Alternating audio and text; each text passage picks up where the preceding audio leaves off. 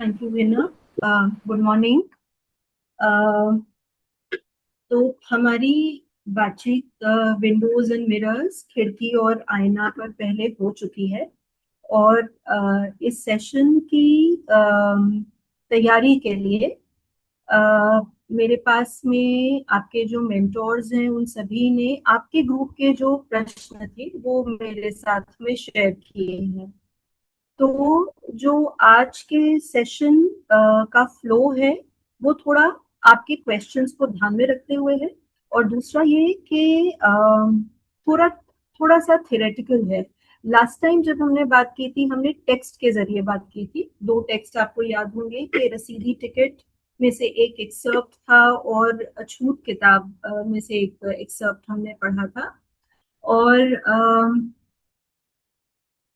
उन दोनों टेक्स्ट पर हमारी काफी लंबी बातचीत हुई थी, पर शायद ये बात बहुत अच्छे से नहीं पहुंच पाई कि जब हम ये टेक्स्ट पढ़ रहे हैं या कोई भी और टेक्स्ट पढ़ रहे हैं तो वहां पे विंडोज और मिरर्स के क्या मायने हैं, उसकी क्या जरूरत है। किसी ने ये सवाल किया भी है कि क्या विंडोज एंड मिरर्स जाने बिना साहित्य नहीं पढ़ा जा सकता क्या। तो हम इन बातों पर थोड़ा सा आगे बढ़ेंगे और थोड़ा सा मैं इसका हिस्टोरिकल बैकग्राउंड भी देने की कोशिश करूंगी कि ये जो मेटाफर्स हैं, ये जो रूपक हैं हमारे खिड़की और आईना के, ये कहाँ से आते हैं और इनकी जरूरत कैसे महसूस हुई। अम, तो मेरे पास में एक पावर पॉइंट प्रेजेंटेशन है, मैं उसको शेयर करूंगी। उसमें बहुत ज्यादा कुछ नहीं है पर मुझे लगता है कि उससे थोड़ा सा एक डायरेक्शन मिलेगा हमारी बात को। और उसमें कुछ कोट्स ऐसे शामिल हैं जो मैंने रीडिंग्स हैं जो इनके ऊपर मुझे लगा कि उनको थोड़ा सा शेयर किया जाए, जो मुझे बहुत इम्पोर्टेंट लगे सेक्शंस उसमें। तो मैं आपके साथ में पावर पॉइंट शेयर करती हूँ। क्या पावर पॉइंट शेयर हुआ है? जी सोनिका, हो गया। ओके ओके, ठीक है। ठीक है। तो खिड़की और आईना का एक जो बहुत बुनियादी सवाल अ, हमारे सामने आता है, जो जिस कारण से हम खिड़की और आईना के रूपक के साथ में एंगेज करते हैं, वो सवाल ये है कि साहित्य किसकी कहानी कह रहा है। वो कोई भी टेक्स्ट हो सकता है। और यहाँ पर हम टेक्स्ट के अर्थ को थोड़ा फैला देंगे। हम केवल एक किताब की बात नहीं कर रहे। आप फिल्मों के बारे में सोचिए, आप गीतों के बारे में सोचिए, कविताएं, नाटक, किसी भी तरह का, जिस तरह का सोशल मीडिया पे आप कंटेंट्स देखते हैं, आप उस सब के बारे में सोचिए। तो वो किसकी कहानी है, वो किसके बारे में वो साहित्य है। वो लोग कौन हैं, वो जीवन कैसा है, उनकी पृष्ठभूमि कैसी है, वो कैसे नजर आते हैं, उनके विचार क्या हैं, उनका जीवन क्या है, वो हमारे सामने क्या आता है जब हम इनमें से किसी भी मीडियम के साथ में एंगेज करते हैं। और ये लगातार हमारे सामने आते रहते हैं। अगर आप लिटरेचर नहीं भी पढ़ते हैं तब भी आप इस आइडिया के साथ में असल में एंगेज करते हैं, क्योंकि हम लगातार इस सवाल से, अगर बहुत कॉन्शियस तरीके से ना भी जूझ रहे हैं, पर ये लगातार हमारे सामने आता है कि ये दुनिया किसकी है, ये किसके बारे में है। तो अब अगर हम साहित्य पे आए तो हम, किसी ने ये भी सवाल, शायद कुछ इस तरह का सवाल था कि साहित्य की भी क्या जरूरत है, और साहित्य में हम आईना और खिड़की जैसे आइडिया को क्यों टटोलने की कोशिश करते हैं। तो जिस तरह का जीवन हम जीते हैं उसकी अपनी लिमिटेशन है। अ, वो फिजिकल बाउंड्रीज हो सकती हैं, वो हमारा साइकोलॉजिकल मेकअप हो सकता है, हमारी इमोशनल स्टेट हो सकती है, जिन लोगों के साथ हम रहते हैं, जो हमारा सोशो इकोनॉमिक स्टेटस है, हमारा कल्चरल बैकग्राउंड जो है, उसकी सीमाएं हैं। आप चाहे कितना ही ट्रैवल करते हो, आपका काम या आपकी रुचि आपको चाहे कितना भी दूर लेके जाए, कितने भी लोगों से मिलवा पाए, फिर भी उसकी सीमाएं रहेंगी। साहित्य उसको फैला पाता है, क्योंकि साहित्य के जरिए आप बहुत सारी ऐसी जगहों पर जाते हैं, लोगों से मिलते हैं, किरदारों से मिलते हैं, परिस्थितियों में होते हैं, जिनसे शायद आपका कभी अपने असल जीवन में वास्ता नहीं पड़ेगा। बहुत सी मुश्किल परिस्थितियां हो सकती हैं। मान लीजिए कि आप कुछ ऐसा पढ़ रहे हैं जो एक वॉर की सेटिंग में है या किसी एपिडेमिक की सेटिंग में है, तो अच्छा ही है कि हम में से बहुत कम लोग इस तरह की सेटिंग में अपने आप को पाएंगे। पर वो भी इंसानी अनुभव है, वो इंसानी जीवन का हिस्सा है, जो हमारे सीधे सीधे हमारे संपर्क में नहीं आता, हमारे अनुभव में नहीं आता है। और जब साहित्य में हम इन सब सेटिंग्स में, इन सब कैरेक्टर्स से, इन सब सिचुएशन से, इमोशन से मिलते हैं, उनको जानते हैं, तो हमको ये समझ में आता है कि इंसान होना ये भी है। इंसान होना केवल वो नहीं है जो मैं महसूस कर रही हूँ या जो मेरे आसपास के लोग महसूस कर रहे हैं, या जिस तरह की सिचुएशन में मैं अपने आप को खुद को पाती हूँ, उससे कहीं ज्यादा फैला हुआ है। और साहित्य ऐसी बहुत सी चीजें सामने लाता है जिनसे कभी हमारा परिचय नहीं हुआ है। हमको उसे पढ़कर बहुत अचंभा हो सकता है, हैरानी हो सकती है। तो ये सारी संभावनाएं जो हैं वो साहित्य हमारे लिए लेके आता है। और हम जानते हैं कि साहित्य में हम खुद को भी टटोलते हैं, तो खुद से लेके जितना दूर हम जा सकते हैं, किसी देश में किसी से मिलने के लिए, किसी व्यक्ति से, किसी खास व्यवसाय में कोई व्यक्ति है, किसी के काम से जुड़ने के लिए साहित्य हमारे लिए वो संभव कर पाता है, उन सीमाओं को तोड़ देता है साहित्य। तो साहित्य का एक ये बहुत बड़ा जो ऑब्जेक्टिव है हमारे सामने, वो यही है कि साहित्य ये सब हमारे लिए कर पाता है, और इसीलिए शायद हम साहित्य पढ़ना भी चाहते हैं। और फिर से मैं यहाँ पर साहित्य को मैं फिर से कहूंगी कि आप फिल्मों के बारे में, हम में से बहुत सारे लोग फिल्म देखते हैं, गाने सुनते हैं, वो सब चीजें इस साहित्य के अंदर शामिल होती हैं। अब जब हम साहित्य की बात कर रहे हैं, अगर हम एक किताब की बात कर रहे हैं, क्योंकि हम एक कोर्स के कॉन्टेक्स्ट में और हम चिल्ड्रंस लिटरेचर के कॉन्टेक्स्ट में इन सब चीजों को ज्यादा बेहतर समझना चाहते हैं, तो जब हमारे हाथ में किताब है तो जाहिर है हम उसको पढ़ रहे होंगे। एक पढ़ने का प्रोसेस है, एक प्रक्रिया है जो होगी। और पढ़ना जो है अपने आप में बहुत कॉम्प्लेक्स है। आपकी हो सकता है इस बारे में बातचीत शुरू हो गई हो कि रीडिंग क्या है और किस तरह से रीडर्स उसके साथ में एंगेज करते हैं। और उसमें बहुत सारे सब प्रोसेसेस हैं, रीडिंग एक प्रोसेस नहीं है, उसमें बहुत सारी चीजें साथ साथ हो रही होती हैं। और उन पर हम अभी बात नहीं कर रहे हैं, वो आपके आगे के कॉन्टैक्ट पीरियड्स में उन पर बातचीत होगी जरूर। पर एक जो उसका डायमेंशन है पढ़ने का, वो ये है, और ये बहुत ही क्रिटिकल डायमेंशन है, वो ये है कि हम किसी नई जानकारी को, जानकारी बहुत अच्छा शब्द नहीं है यहाँ पर हम जानकारी शब्द का इस्तेमाल करते हैं क्योंकि उसमें बहुत सारी चीजें शामिल हो सकती हैं। तो जब हमारे सामने कोई नई जानकारी आती है, तो उसको हम केवल एक ही तरह से समझ सकते हैं, और वो तरीका है कि जो हम पहले से जानते हैं उसके साथ एसोसिएट करते हुए। अगर हमारे लिए वो जानकारी बिल्कुल नई है, उसमें कुछ ऐसा नहीं है जो हमारे, जैसे हम पूर्व ज्ञान कहते हैं, हमारे हमारे पास जो पहले से मौजूद इंफॉर्मेशन है, अगर वो कहीं भी उसके साथ में कोई कनेक्ट नहीं बनता, तो उस नई जानकारी को समझ पाना हमारे लिए बहुत बहुत मुश्किल है, बहुत बड़ी चुनौती होती है ये। तो पढ़ते समय हम लगातार उसका इस्तेमाल करते हैं जो हम पहले से जानते हैं, और इसलिए जो हम पहले से जानते हैं वो बहुत इंपॉर्टेंट है, वो बहुत क्रिटिकल है। हम कुछ भी जानते हो दुनिया के बारे में, भाषा के बारे में, वो बहुत बहुत अहम है। अब ये यहाँ पे क्यों जरूरी है? क्योंकि विंडोज और मिरर्स का आइडिया लगातार ये बात करता है कि किस तरह से, हमने सेशन में बात की थी कि किस तरह से मिरर्स जो हैं किताब में, साहित्य में जो हमारे सामने आईना, आईने की तरह आ रहा है, वो हमें खुद को देखने में मदद मिलता है, मदद करता है। अ, और इसके मायने यही है कि जो हम पहले से जानते हैं या जिससे हम थोड़ा परिचित हैं, उसको हम वहां पर पढ़ पाते हैं, हम उसको देख पाते हैं, समझ पाते हैं। और विंडोज हमारे लिए, खिड़की हमारे लिए एक तरह से कुछ नया है जिसको हम पूरी तरह से नहीं समझते हैं। अ, उसका वो मेटाफर हम वहां पे इस्तेमाल करते हैं।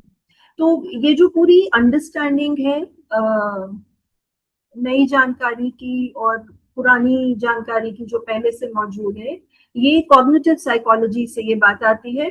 बिशप इसके बारे में, जो थियरिस्ट, जो स्कॉलर विंडोज एंड मिरर्स के बारे में असल में बात करती हैं, वो इसका कोई जिक्र नहीं करती हैं, पर मैं यहाँ पर कर रही हूँ क्योंकि आपके प्रश्नों को देखकर मुझे लगा कि शायद ये डायमेंशन ऐड करने से आपको थोड़ी सी मदद मिले, ये थोड़ा और कॉन्क्रीट हो पाएगा शायद आपके लिए। तो इसीलिए ये बात मैं यहाँ पर कर रही हूँ, पर मैं ये इस रिस्क पे कर रही हूँ कि ये कहीं ओवर सिंप्लीफाई ना हो जाए। हमें इसको केवल इस स्तर पे नहीं देखना है, पर हाँ, जब हम किसी टेक्स्ट को पढ़ते हैं और उसको प्रोसेस करते हैं, प्रोसेस करने से मेरा मतलब है जब हम उसको समझने की कोशिश करते हैं, तो ये प्रक्रिया डेफिनेटली होती है जहां पर हम परिचित जानकारी और अपरिचित जानकारी, नई जानकारी में एक तालमेल बनाने की कोशिश करते हैं। आप कभी अपनी रीडिंग को ऑब्जर्व करेंगे तो आप ये देख पाएंगे कि ये किस तरह से होता है। आप क्योंकि अपनी रीडिंग को बहुत क्लोजली मॉनिटर कर रहे होते हैं, अगर आप उसको बहुत समझ के साथ में पढ़ रहे हैं। तो रीडिंग एक हिस्सा है इस पूरे प्रोसेस का। हमने साहित्य की बात की कि साहित्य क्या है जब हम इस कॉन्टेक्स्ट में उसको देख रहे हैं। रीडिंग का प्रोसेस इसके अंदर शामिल है। और तीसरा हाथ है रीडर, जो पढ़ रहा है उस साहित्य को, जो रीडिंग के प्रोसेस से गुजर रहा है। वो कौन है, ये बहुत अहम सवाल है। और इसके बहुत सारे छोटे छोटे और सवाल हो सकते हैं कि वो रीडर कहाँ रहती है, उसकी उम्र क्या है, उसका जेंडर क्या है, उसका धर्म क्या है, अगर उसके अंदर, उस धर्म के अंदर किसी तरह की हायरार्की है कास्ट जैसी, तो वो क्या है। कास्ट केवल एक नहीं, पर कास्ट जैसी और कल्ट्स हो सकते हैं, मल्टीपल एथनिसिटीज हो सकती हैं, तो वो क्या है। उसका सोशल क्लास क्या है, सोशो इकोनॉमिक स्टेटस क्या है, आ, वो किस तरह के टेरेन में रहती है, उसकी ज्योग्राफी कैसी है, क्या वो बहुत एक दूर दराज के इलाके में रहती है जो मेनलैंड से दूर है, क्या वो किसी कोस्टल रीजन में रहती है, क्या वो किसी पहाड़ी इलाके में रहती है, उसके माता पिता कौन है कि नहीं है, उसका आस पड़ोस कैसा है, उसके भाई बहन है कि नहीं, उसके बारे में आप जितने सवाल पूछ सकते हैं, जितने सवाल हो सकते हैं किसी व्यक्ति को जानने के लिए, वो सारे सवाल इस रीडर के ऊपर लागू होते हैं। और उनके जवाब जो होंगे वो रीडिंग प्रोसेस को इम्पैक्ट करेंगे, क्योंकि वो ये तय करेंगे कि वो रीडर इस दुनिया के साथ में किस तरह से एंगेज करती है, वो इस दुनिया के बारे में क्या जान पाई है। क्योंकि ये सारे फैक्टर्स जो हैं ये कुल मिला के तय करेंगे कि उसका, उसकी दुनिया में क्या जगह है, वो दुनिया को किस तरह से देखती है, उसको दुनिया को कितना एक्सप्लोर करने का मौका मिला है, समझने का मौका मिला है। तो ये सवाल बहुत अहम है और इसको पूछने के बहुत सारे तरीके हो सकते हैं। तो जब हम साहित्य, रीडिंग और रीडर को साथ में लेके आते हैं, तो फिर ये एक तीनों चीजों के मिलने से जब एक रीडर साहित्य पढ़ती है तो क्या होता है। वो, उसके लिए क्या खिड़कियां खुलती हैं या वो एक, उसके सामने एक आईना पेश होता है, ये इस पर ही निर्भर करेगा कि उसका रीडिंग प्रोसेस क्या रहा और वो कौन है। तो इन, ये तीनों चीजें जो है वो बहुत अलग अलग तरह से, बहुत यूनिक तरीके से हर रीडर के लिए बन पाती है।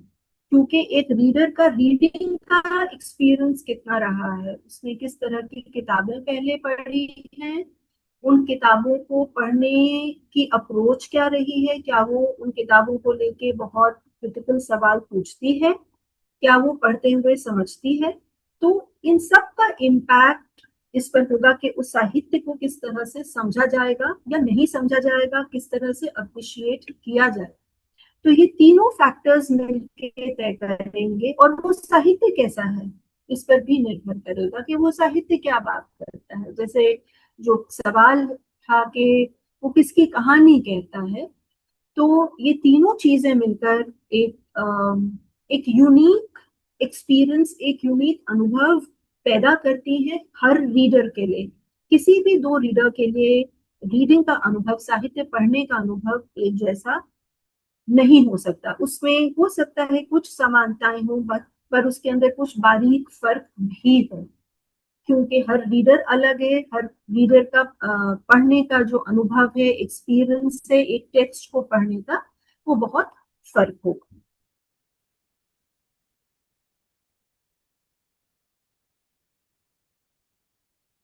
इस पर अभी मैंने कुछ बात की है।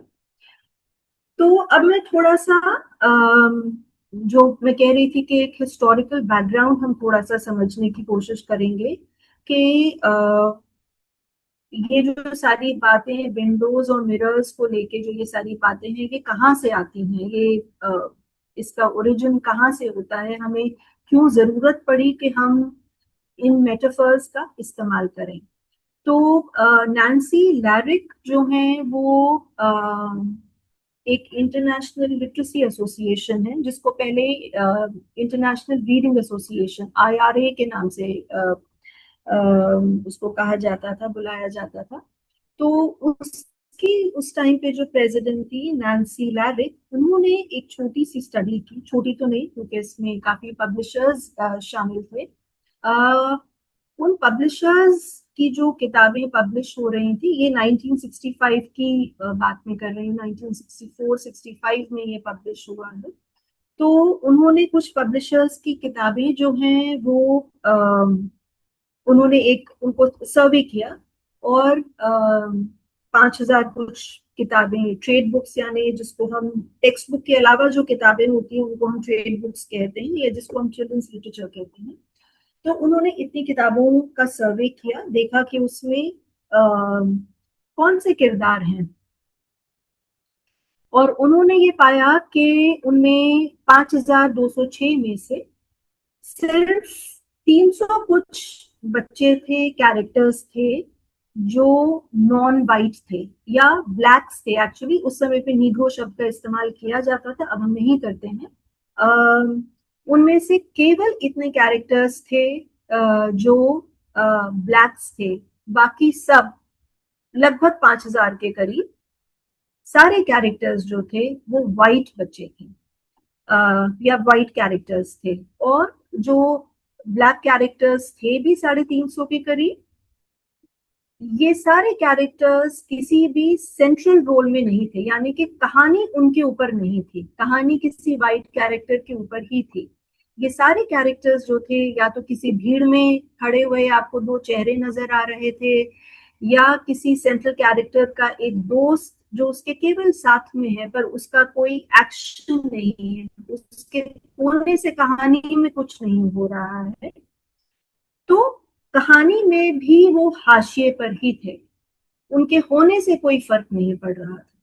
तो नैन्सी लैरिक ने ये कहा, और उन्होंने कुछ ये अमेरिका में ये किया गया, और उन्होंने कहा कि यूएस के जो कुछ स्टेट्स हैं उनमें लगभग 50 to 60% बच्चे तो असल में ब्लैक से क्लासरूम में, पर उनका रिप्रेजेंटेशन, उनका चिल्ड्रंस लिटरेचर में होना बहुत ही कम है। 6.7% जो यहाँ पे हम कह रहे हैं वो केवल इतने हैं। और एक एक 5 साल की बच्ची ने असल में ये सवाल किया कि उसने कहा कि इसमें तो सारे सफेद बच्चे हैं, इसमें सारे वाइट कैरेक्टर्स हैं, इसमें कोई और मेरे जैसा कोई नहीं है। तो ये बातचीत जो है कि कहानी में कौन है, किसकी कहानी है, कहानी में कहानी को आगे कौन लेके जाता है, एक्शन कौन कर रहा है, किसके साथ कुछ घट रहा है, वो ये बात हम बहुत पहले से कर रहे हैं, ये कोई नई बात नहीं है।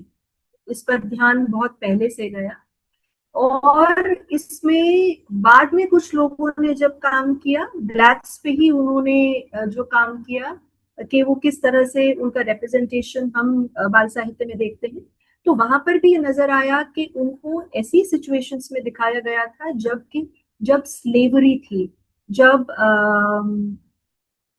स्लेवरी को हिंदी में क्या कहेंगे, मैं भूल रही हूँ। दासता कहेंगे, दासता।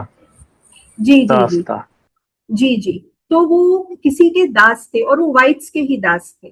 तो इस तरह के रोल्स में ही उनको दिखाया जा रहा था, जबकि बच्चे जो है ये किताब 70s में 80s में पढ़ रहे थे, जबकि सिविल राइट्स मूवमेंट अमेरिका में हो चुका था, स्लेवरी अबॉलिश हो चुका था। उसके बावजूद भी उनके सामने जो किताबें थी वो इसी तरह की किताबें थी, या फिर ऐसी किताबें थी जहां पर वो बहुत खुश हैं, जो उनका एक दास होने का, एक स्लेव होने का जो रोल है उसमें वो बहुत खुश हैं, और जो उनका वाइट मास्टर है, जो उनका मालिक है, वो उसके साथ में उसी हाल में रह के बहुत खुश हैं। तो उनका पोर्ट्रेयल जो है, जो उनका रिप्रेजेंटेशन है, जो उनके जीवन को जिस तरह से दिखाया गया, उसमें बहुत प्रॉब्लम्स थे। और वो असल में जिस तरह की सिविल राइट्स मूवमेंट हो चुकी थी, जिस तरह का बदलाव समाज में आ चुका था, उसका पोर्ट्रेयल उन किताबों के अंदर नहीं था। तो ये बात तो हम उस समय की कर रहे हैं जब मतलब इन सब चीजों को नोटिस किया गया, और किस तरह से, और ये अभी हम केवल ब्लैक्स की बात कर रहे हैं। जिस तरह से हमारी सोसाइटी मल्टीकल्चरल है, उसी तरह से अमेरिकन सोसाइटी मल्टीरेशियल है, बहुत सारी एथनिसिटीज हैं, पर यहाँ पे हम अभी केवल ब्लैक्स की बात कर रहे हैं। और भी इसमें रेसेस और एथनिसिटीज थी जिनका और भी कम रिप्रेजेंटेशन इस पे हम मान सकते हैं।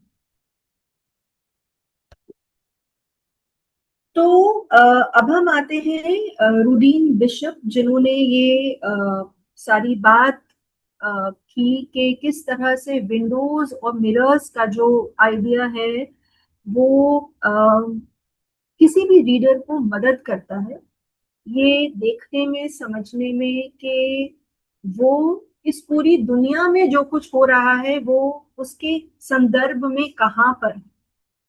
तो रूडीन ने जैसे ये टेक्स्ट यहाँ पर कह रहा है, ये उन्हीं की राइटिंग में से मैं कोट कर रही हूँ। तो वो कह रही हैं कि एक किताब जो है वो खिड़की हो सकती है, और अगर ठीक ठाक परिस्थिति हो, क्योंकि वो लाइटिंग कंडीशन की बात कर रही है, पर हम जानते हैं कि ये भी एक रूपक है, मेटाफर है। वो कह रही है कि ये खिड़की जो है ये आईना भी बन जाती है, कि उसमें कुछ ऐसा होता है कि जहां आपको अपनी भी झलक मिलती है। और इस बारे में भी हमने जब सेशन हुआ था हमने बात की थी कि बहुत, और अगर आप इसको इस तरह से भी देखें जो हमने रीडिंग के बारे में बात की, कि कुछ तो उसमें ऐसा हो जहां पर मैं अपने आप को देख सकूं, कोई भी रीडर अपने आप को देख सके, जिसके सहारे वो वहां तक पहुंचे जो उसके लिए नया है, उसमें जिस खिड़की से वो झांक रहा है वहां पर कहीं पे एक आईना बनने की भी गुंजाइश बनती हो। और वो ये कहती है कि लिटरेचर इसलिए ही है, साहित्य इसलिए ही है क्योंकि जो इंसानी अनुभव है उसको वो ट्रांसफॉर्म करता है। हम किस तरह से दुनिया को देखते हैं, अपने अनुभव को देखते हैं, अपने जीवन को हम किस तरह से देखते हैं, खुद को हम कैसे देखते हैं, अपने आसपास के लोगों को कैसे देखते हैं, वो हमें समझने में मदद करता है। तो ये अपने आप में बहुत ही क्रिटिकल बात है, क्योंकि ये बात हाईलाइट करती है कि हम सब में बहुत सारे डिफरेंसेस हैं। इस बात को वो एक्नॉलेज करती है कि हम किसी कम्युनिटी का हिस्सा हो सकते हैं, हम किसी रेस का हिस्सा हो सकते हैं, हम किसी धर्म को मानने वाले हो सकते हैं, और उस समुदाय का हम हिस्सा हो सकते हैं। उस तरह से तो हम एक एक ग्रुप का हिस्सा बनते हैं, पर उसके बावजूद भी हम एक यूनिक व्यक्ति रहते हैं, एक यूनिक इंडिविजुअल, उसके बावजूद भी हम रहते हैं। तो डिफरेंसेस हैं, पर उन डिफरेंसेस के साथ भी हम कैसे एक दूसरे के साथ में जुड़े हुए हैं, क्योंकि हम सब इंसान हैं। इस पे हमने बात की थी मेरे ख्याल से लास्ट जो हमारा सेक्शन था उस टाइम हमारे सेशन का, तो ये बात हुई थी कि जब आप किसी एक दूसरे इंसान के अनुभव को देखते हैं तो आप उसके साथ में इंसान के तौर पे तो जरूर कनेक्ट करते हैं, भले ही उनका उस इंसान का जो एक्सपीरियंस हो वो आपके एक्सपीरियंस के दायरे से बहुत दूर हो सकता है, पर फिर भी उसमें कुछ होगा जहां आप उस व्यक्ति के साथ में कनेक्ट करेंगे जिस तरह से। बिशप की एक और जो कोट मुझे इम्पोर्टेंट लगा, हमने इस पे बात की थी पर मुझे लगता है कि जिस तरह से वो कह पा रही हैं कि साहित्य जो है जब हम उसको पढ़ते हैं तो उसमें हमारे कल्चर का और उसको वो डिकंस्ट्रक्ट कर रही हैं, वो उसको हमें पूरा खोल के बता रही हैं कि कल्चर के क्या मायने हैं। कल्चर केवल कोई रीति रिवाज नहीं है, कोई खास एक कस्टम या प्रैक्टिस नहीं है, पर बहुत सारी चीजें हैं। हमारा वैल्यू सिस्टम है, हमारी मान्यताएं हैं, हमारी इंस्टीट्यूशंस हैं, हम एक दूसरे के साथ में कैसे रिलेट करते हैं, हमारी भाषा है, ये सब चीजें। और जिसको वो डिजाइन फॉर लिविंग जो उन्होंने खुद ये टर्म बोरो किया है, कि किस तरह से हम अपना जीवन जीते हैं, उसका उसकी झलक जब हम किताबों में देख पाते हैं तो हमें समझ में आता है कि हम किसी और व्यक्ति के अनुभव के साथ में किस तरह से जुड़ते हैं और किस तरह से उस व्यक्ति का अनुभव हमारे अनुभव से फर्क है। तो वो दोनों समानताएं और फर्क हमें देखने में, समझने में, अप्रिशिएट करने में हमें मदद करता है।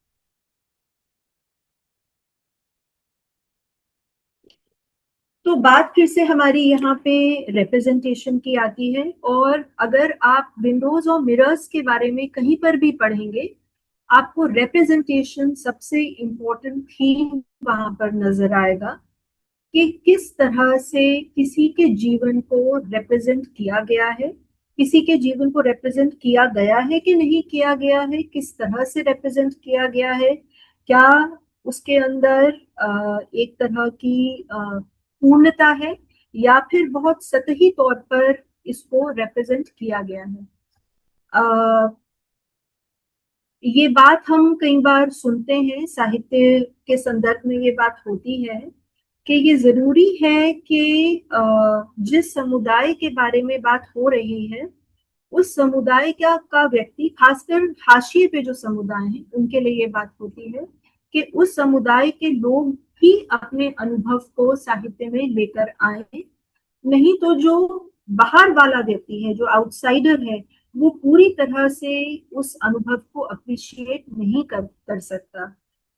उसके पास में इनसाइडर्स व्यू नहीं है, उसके पास वो समझ नहीं है, वो अनुभव नहीं है, वो इमोशंस नहीं है, वो फीलिंग्स नहीं है उस अनुभव को रिप्रेजेंट करने की जो एक समुदाय के जीवन का हिस्सा है।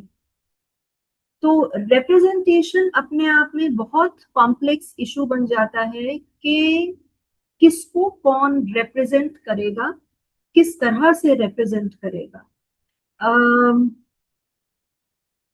अभी अगर आप लोग फॉलो कर रहे हैं तो जो कॉकरोच जनता पार्टी है और जो जिस तरह का उसका प्रोटेस्ट चल रहा है दिल्ली में जंतर मंतर पे, और कल जब सोनम वांगचुक को जब वहां से उठाया गया, उनको लिटरली उठा लिया गया वहां से, और फिर बाद में वहां पे जो लोग मौजूद थे उनके इंटरव्यूज हो रहे थे, अलग अलग बहुत सारे लोग स्टूडेंट्स थे वहां पर, और हर कोई जहां से आ रहा था वहां से अपने स्टूडेंट होने की बात कर रहा था।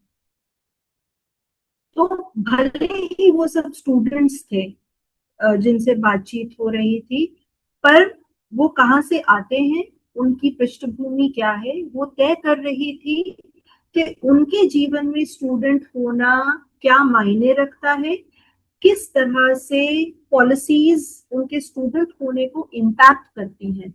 वो इम्पैक्ट सारी पूरी स्टूडेंट बॉडी के लिए बराबर नहीं है।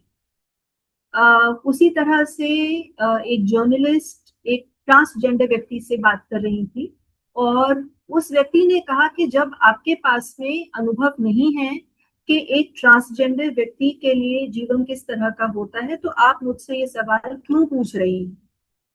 जो कि बिल्कुल सही है, क्योंकि हम सवाल भी कैसे करें, हम किस तरह से पूछें, क्योंकि हमारे पास ना वो सवाल करने की भाषा है, ना हमारे पास वो सवाल करने की समझ है कि इसको हम कैसे समझें। तो रिप्रेजेंटेशन का जो मसला है वो कई बार हम देखते हैं कि साहित्य में बहुत सतही तौर पर हमारे सामने आता है। बहुत कम उदाहरण हमारे सामने आते हैं जहाँ पर हमें हमें नजर आता है कि नहीं, जिसने लिखा है या जिसने उसका चित्रांकन किया है वो पूरी तरह से अ, उस व्यक्ति के अनुभव को समझते हैं। अ, वो कुछ भी हो सकता है, पर वो होना क्या होता है, कि अगर आप एक ऐसे व्यक्ति हैं जो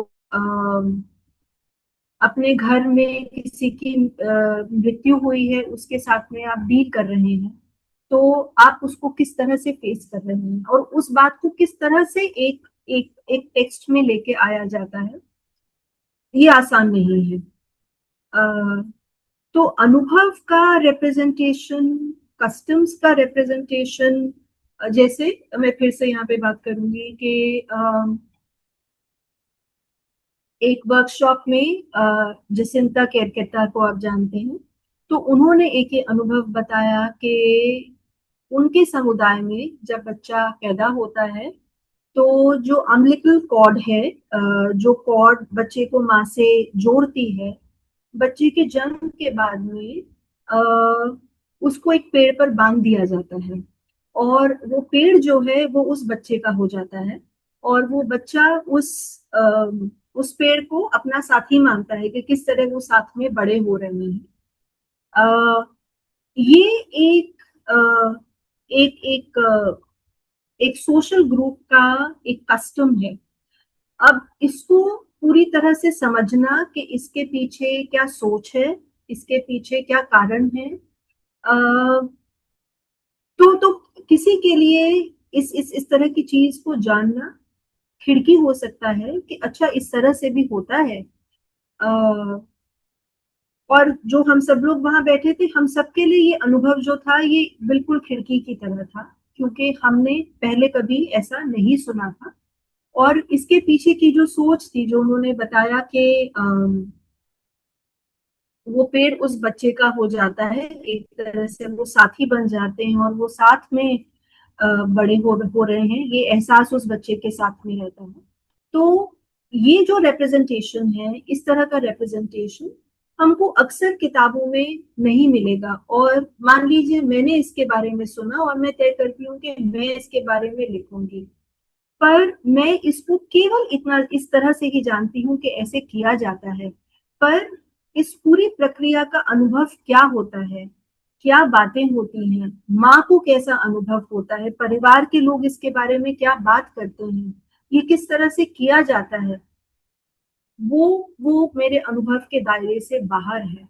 तो अगर शायद मैं इसके बारे में लिखूंगी, हो सकता है मैं अगर उस समुदाय के साथ में जाके रहती हूँ, अनुभव करती हूँ, तो शायद एक पर्सपेक्टिव के साथ में उसको लिख सकती हूँ, पर वो एक तरह का रिप्रेजेंटेशन होगा और शायद बहुत भरा पूरा रिप्रेजेंटेशन वो नहीं बन पाएगा उस तरह के कस्टम का। तो रिप्रेजेंटेशन को लेके हमारे सामने बहुत सारा साहित्य है, पर अ, जैसे कुछ किताबें आपने पढ़ी होंगी और आपके ग्रुप्स में इस पर आई एम श्योर बहुत बातचीत भी हुई है और तभी इतने सारे सवाल भी आए हैं। पर अगर आप सोचें कि जामलो चलती गई जैसी जो किताब है, उसके अंदर आप बहुत साफ तौर पे देख पा रहे हैं कि दो अलग तरह के बचपन आपके सामने हैं।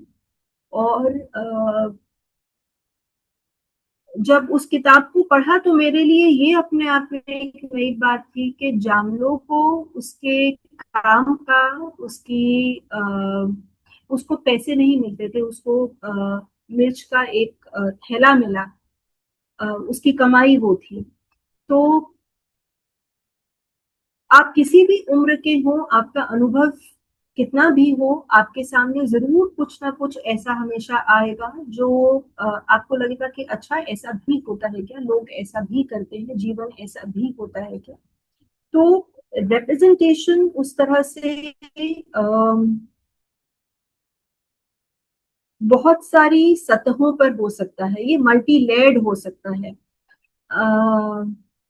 और कहीं पर हम पा सकते हैं कि रिप्रेजेंटेशन को बहुत गहराई के साथ में एंगेज किया गया है उस आइडिया के साथ में, और कहीं पर हमको उसका टोकन रिप्रेजेंटेशन मिलता है। और अनफॉर्चुनेटली ज्यादातर साहित्य हमको ऐसा मिलता है जहाँ पर एक टोकन रिप्रेजेंटेशन है, क्योंकि लगता है कि नहीं इसके बारे में कुछ कहना जरूरी है, कुछ कहा नहीं गया है, तो एक किताब या एक कहानी, एक कविता उस तरह से तैयार कर दी जाती है। तो रिप्रेजेंटेशन को समझना जो है थोड़ा सा मुश्किल हो सकता है, थोड़ा समय लेकर इसे हमें देखने की जरूरत है। कई बार ऐसा होता है कि किताबों को हम क्लासिफाई करते चलते हैं कि ये किताबें तो जेंडर के ऊपर बात करती हैं, ये किताबें तो अ, हाशिए पे मौजूद जो समुदाय हैं, दलित समुदाय हैं, उनके बारे में बात करती हैं। अ, ये किताबें जिनको हम डिफिकल्ट थीम्स पहचानते हैं उन पर बात करती हैं। पर इस तरह की क्लासिफिकेशन में डर ये रहता है कि हम रिप्रेजेंटेशन को किस गहराई के साथ में, किसी थीम के साथ में एंगेज किया गया है, उसको हम मिस कर देते हैं, क्योंकि हमारा सारा फोकस इस पे रहता है कि अच्छा ये जेंडर पे बात करती है। तो ये जो रिप्रेजेंटेशन के आधार पर किताबों को क्लासिफाई करने का भी एक चलन है, उस पर भी थोड़ा गौर करने की जरूरत है कि वो इतना आसान नहीं है, उस पर रुककर थोड़ा सोचना वो बहुत जरूरी है। अ, अगर हम बात करें कि रिप्रेजेंटेशन से जुड़े हुए या विंडोज और मिरर्स के आइडियाज से जुड़े हुए कुछ कौन से की टर्म्स हैं, मैं उनको लिस्ट करने की कोशिश कर रही थी। ये मैंने अंग्रेजी में इसलिए लिखे हैं क्योंकि मुझे लगा मैं हिंदी में करूंगी तो शायद ये और ज्यादा जटिल हो जाते। तो और ये टर्म्स हम आमतौर पे इस्तेमाल करते हैं, तो इसलिए ये टर्म्स मैंने यहाँ पर लिस्ट किए हैं कि हम डाइवर्सिटी की बात यहाँ पे डेफिनेटली कर रहे हैं। कि जब हम कह रहे हैं जो शुरुआत में बात हुई कि इंसानी अनुभव को देख पाना, समझ पाना कि किस तरह से हमारा अनुभव और दूसरे लोगों का अनुभव समान भी है पर फर्क भी है, उसमें बहुत तरह की विविधता है, वो एक तरह का एक्सपीरियंस नहीं है। तो आप एक समुदाय में भी रहें, उसके बावजूद भी उसके अंदर बहुत डाइवर्सिटी मौजूद होगी। एक एग्जाम्पल मुझे यहाँ पर याद आ रहा है, ये बिशप की ही एक रीडिंग में से है। वो किसी ऑथर के बारे में मेरे ख्याल से वो कह रही थी। वो ये कहती हैं कि वो ऑथर जो है एक लाइब्रेरी से किताबें लिया करते थे। तो उन्होंने देखा कि बहुत सारी बुजुर्ग महिलाएं आती हैं 60-70 की उम्र की, और वो सब जो है बहुत सारी अगाथा क्रिस्टी वहां से इशू करवाती हैं। तो अगाथा क्रिस्टी एक ऑथर हैं जिन्होंने बहुत सारी डिटेक्टिव स्टोरीज लिखी, और उनके डिटेक्टिव्स में दो रहे डिटेक्टिव्स, एक हर्क्यू पॉयरो और दूसरी जो थी वो थी मिस मार्पल। मिस मार्पल जो थी वो खुद 60-70 साल की एक महिला थी, बुजुर्ग महिला थी। वो डिटेक्टिव थी उनकी किताबों के अंदर। तो इस लेखक को बड़ा ताज्जुब होता था कि ये सब बूढ़ी औरतें, बुजुर्ग औरतें, ये क्यों ये डिटेक्टिव कहानियां इशू करवाती हैं बार बार, इनको क्या मजा आता होगा। और बाद में उन्होंने यही समझा कि उन कहानियों के अंदर मिस मार्पल जो है वो एक डिटेक्टिव है, एक इंटेलिजेंट औरत है, एक बुजुर्ग औरत है, पर वो बहुत एक्टिव है। वो मर्डर मिस्ट्री सॉल्व कर रही है, वो कहीं पे चोरी हुई है वो सॉल्व कर रही है। तो वहां पर कहीं ना कहीं पे वो औरतें जो हैं उस कैरेक्टर के साथ में रिलेट कर रही हैं। वो एज ग्रुप वही है, पर आप देखिए वो डिटेक्टिव हैं। और इन सब रीडर्स के लिए जो एक एक एज ग्रुप के हैं, इनके लिए उस कैरेक्टर का डिटेक्टिव होना बहुत मायने लगता है। और उनको एक थ्रिल देता है, उनको एक एक एक्साइटमेंट देता है कि हमारी जैसी उम्र की औरतें जो शायद एक बहुत ही सिडेंट्री जीवन जीती हैं, बहुत कहीं आती जाती नहीं है, हम में से ही कोई है जो इस तरह का जीवन कम से कम फिक्शन में जी रही है, जो ये सारे मिस्ट्रीज सॉल्व कर रही हैं। तो ये बहुत मजेदार बात है कि आप कहाँ पर जाके किसी कैरेक्टर के साथ में, किसी सिचुएशन के साथ में कनेक्ट करते हैं, हमें नहीं पता। आपके लिए क्या मायने रखेगा उस और इसीलिए बिशप जहाँ पे बात कर रही हैं वो वैल्यूज की भी बात कर रही हैं, वो बिलीव्स की भी बात कर रही हैं कि कोई किरदार किसी सिचुएशन में किस वैल्यू सिस्टम के तहत कोई डिसीजन लेगा, वो कैसे तय करेगा कि मुझे क्या करना चाहिए, यहाँ पे सही क्या है गलत क्या है। ये सब चीजें हमें कैरेक्टर्स के साथ में, सिचुएशंस के साथ में जोड़ती हैं, क्योंकि वो एक लार्जर ह्यूमन एक्सपीरियंस जो है वो उसका हिस्सा है। जब हम अपने जैसे लोगों को देखते हैं उसमें, तो एक तरह का वैलिडेशन हमें मिलता है, एफर्मेशन मिलता है कि हाँ मेरे जैसे लोग भी हैं। तो अगर हम ब्लैक्स, अगर हम बात करें या हमारे संदर्भ में हम ऐसे बच्चों की बात करें, जैसे मुझे लगता है कि नॉर्थ ईस्ट से हमारा बहुत कम रिप्रेजेंटेशन है हमारे लिटरेचर के अंदर। पर अब हम इंक्रीजिंगली देख रहे हैं कि नॉर्थ ईस्टर्न स्टेट से हमारे पास इलास्ट्रेटर्स हैं जो वो कहानियां कह रहे हैं, वो किरदार दिखा रहे हैं जो नॉर्थ ईस्ट के स्टेट से आने वाले लोगों जैसे नजर आते हैं। उनके फेशियल फीचर्स ऐसे हैं, उनकी सेटिंग ऐसी है। चाहे वो पंकज सैकिया हो, कनातो जीनो हो, बहुत सारे लोग हैं जो वो कहानियां कह रहे हैं, उस ज्योग्राफी की कहानियां कह रहे हैं जो पहले हमारे लिए अवेलेबल नहीं थी। तो नॉर्थ इंडिया में जो बच्चे हैं या साउथ इंडिया में जो बच्चे हैं, अब जब उन किरदारों को वो देखते हैं, उनके जीवन के बारे में पढ़ते हैं, तो उनको ये समझ में आता है कि अच्छा, ऐसे भी बच्चे हैं जो ऐसा भी जीवन जी रहे हैं, जिनकी ज्योग्राफी ऐसी है, जिनका कल्चर ऐसा है। और हम नॉर्थ ईस्ट को भी पूरा क्लब कर देते हैं जब मैं ये कह रही हूँ, जबकि हम जानते हैं कि बहुत सारी विविधता वहां पर भी है। पर कुछ रिप्रेजेंटेशन अब हम वहां से देख पाते हैं। पर उसी तरह से जैसे अगर हम किताबें देखें जो मुस्कान से छप रही हैं,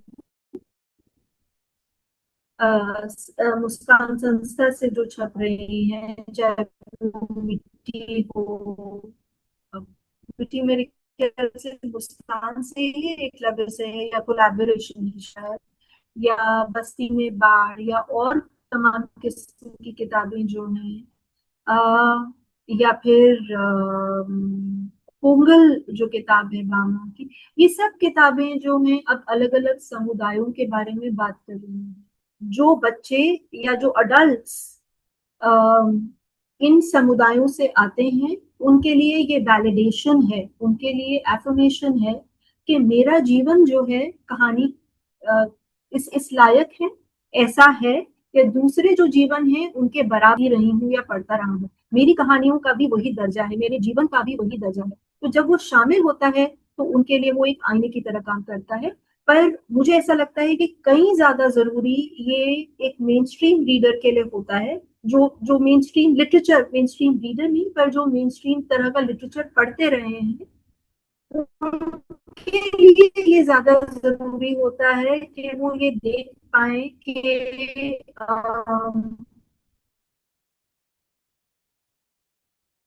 जीवन अलग अलग तरह के हैं, बचपन अलग अलग तरह के हैं, रहने के तरीके अलग अलग तरह के हैं, कल्चर पहनावा से एक एग्जाम्पल याद आता है कि एनसीईआरटी की अभी जो हिंदी की किताबें हैं प्राइमरी ग्रेड्स की, उससे पहले रिमझिम सीरीज हुआ करती थी।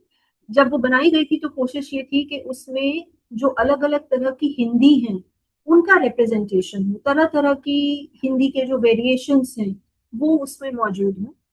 और अभी ये पता चला कुछ दिन पहले कि एक स्कूल में एक ये प्राइवेट स्कूल है, दिल्ली का एलीट स्कूल है और इंटरनेशनल बोर्ड भी फॉलो करता है, तो जो उनका सीबीएसई वाला सेक्शन है वो अभी भी रिमझिम का इस्तेमाल, या टीचर ने कोई टेक्स्ट इस्तेमाल किया शायद उसमें से, उसके अंदर भोजपुरी के कुछ शब्द थे।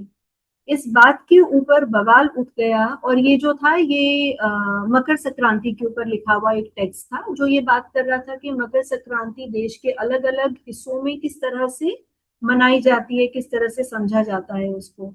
तो उसमें बिहार के संदर्भ में भोजपुरी भाषा के कुछ शब्द थे। इस पर बवाल उठ गया, पेरेंट्स ने बहुत नाराजगी जताई कि ये हिंदी नहीं है, ये शुद्ध हिंदी नहीं है।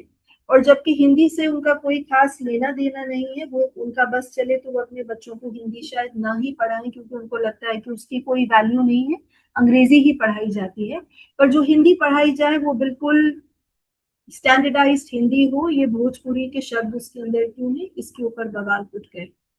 तो अब आप यहाँ पे देखिए कि बच्चों के लिए मौका नहीं है कि वो उस खिड़की से झांक सकें जहां पर उनको ये समझ में आए कि हिंदी जो है अपने अंदर बहुत सी विविधता लिए हुए है। हिंदी एक भाषा नहीं है, हिंदी के अंदर बहुत सी हिंदियां मौजूद हैं। तो ये एक तरह की खिड़की है जहां पर बच्चे भाषा के बारे में अपनी समझ बनाते, कि कोई भी भाषा जो है वो एक मोनोलिथ नहीं है, वो केवल एक तरह की नहीं है। बहुत तरह की तेलुगु है, बहुत तरह की तमिल है, बहुत तरह की गुजराती है। ये जानने का मौका शायद तभी बनता है जब बच्चे साहित्य अलग अलग तरह का पढ़ते हैं। और बिशप इसके बारे में बात करती हैं, वो भाषा को एक बहुत अहम क्राइटेरियन आधार मानती हैं, जिसके आधार पर हम उसको एक अहम खिड़की मानती हैं जिसके जरिए हम दूसरों के जीवन में देख सकते हैं। क्योंकि भाषा जो है वो आपकी जीवन शैली की झलक लिए हुए होती है। भाषा बहुत कुछ अपने साथ लेकर चलती है, जो उस समुदाय, उस भाषा को जो इस्तेमाल करते हैं उनके बारे में उस भाषा में मौजूद होता है। तो ये सारी जो चीजें हैं, और जहां पर हाँ हम जब स्टीरियोटाइप्स को लेके बहुत क्वेश्चंस भी उठाती है, जैसे मैंने ब्लैक्स के बारे में बात की कि ब्लैक्स जो हैं वो सबसर्वियंट रोल्स में है, यानी कि उनका जो रोल है वो एक दास का रोल है, और जब कहानी में वो एक अच्छा दास बने रहते हैं तो वो कहानी बहुत अच्छी है। ये स्टीरियोटाइप है उनके बारे में, क्योंकि वो रिबेल भी करते हैं, वो सवाल भी उठाते हैं।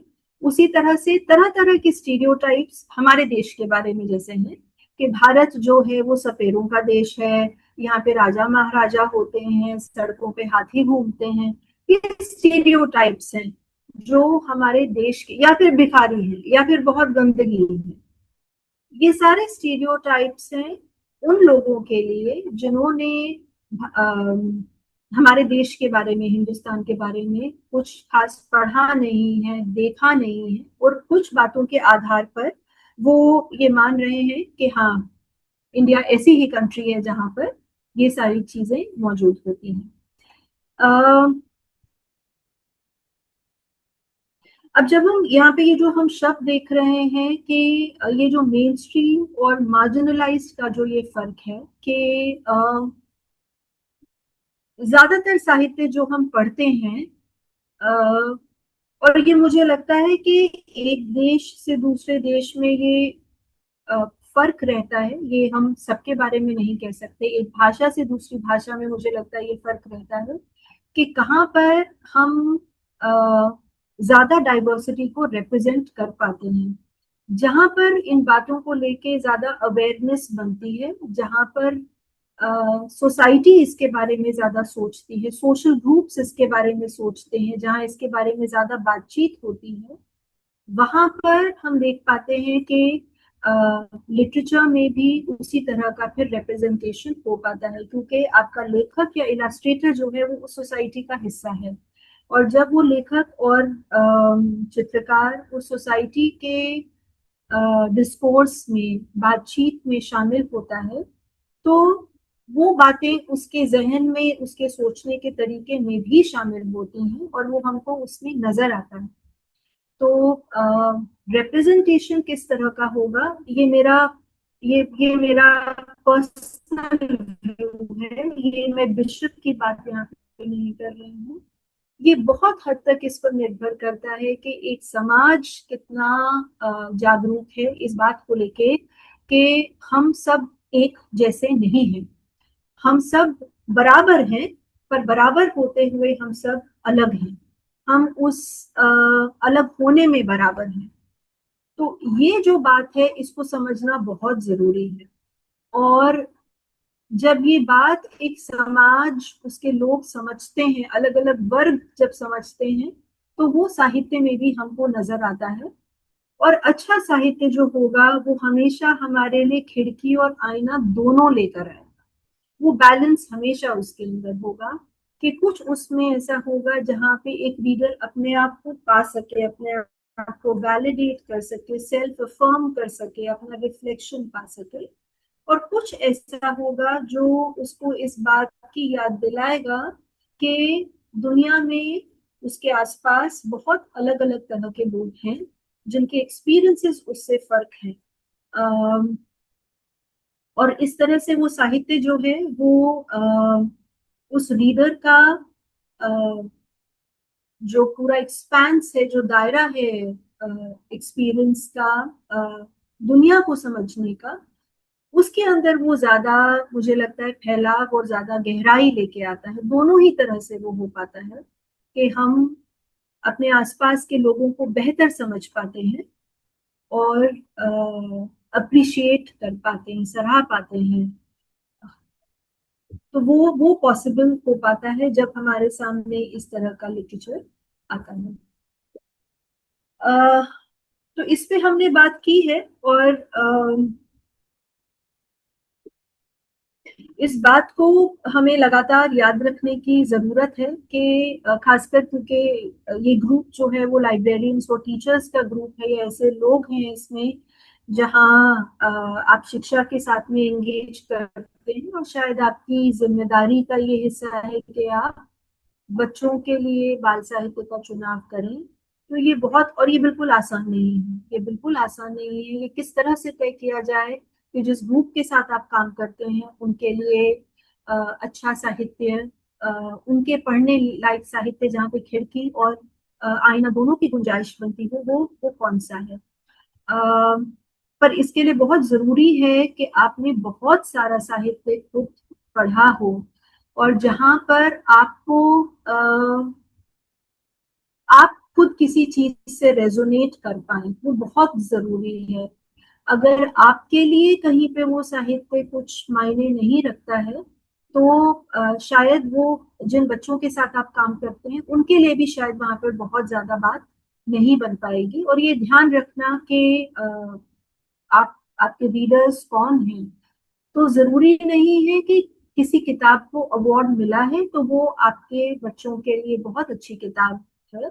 वो उनके लिए खिड़की और आईना, और ये किसी भी किताब के लिए संभव नहीं है कि वो हर रीडर के लिए आईना और खिड़की का काम करे। कभी कोई ऐसी किताब नहीं होगी जो हम कहें कि ये एक किताब है जो हर रीडर के लिए बेहतरीन किताब है। ऐसा कभी भी नहीं होगा, क्योंकि जैसे मैंने शुरुआत में बात कही कि लिटरेचर, रीडिंग और रीडर, ये तीनों एक यूनिक कॉम्बिनेशन बनाते हैं हर रीडर के लिए। वो कॉम्बिनेशन क्या है वो तय करेगा कि किसी रीडर के लिए क्या किताब एक अच्छी किताब हो सकती है। और वो रीडर के टेस्ट पे भी डिपेंड करेगा। हो सकता है कि आपको नजर आता है कि उसके अंदर एक खिड़की और आईने की गुंजाइश बनती है, आपको लगता है कि ये किताब वो कर पाएगी, तो हो सकता है कि रीडर उसमें वो चीज बिल्कुल ना देखे, क्योंकि आपको रीडर के कुछ अनुभवों के बारे में शायद नहीं पता है, आप नहीं जानते हैं उसके बारे में।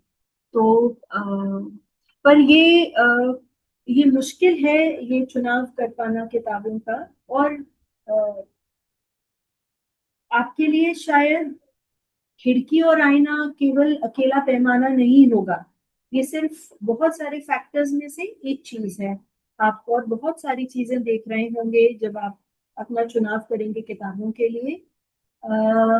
और ये बहुत फ्लूइड है। ये ऐसा नहीं है कि आप कहेंगे कि अच्छा ये किताब जो है ये खिड़की ज्यादा खोलती है, आईना कम खोलती है।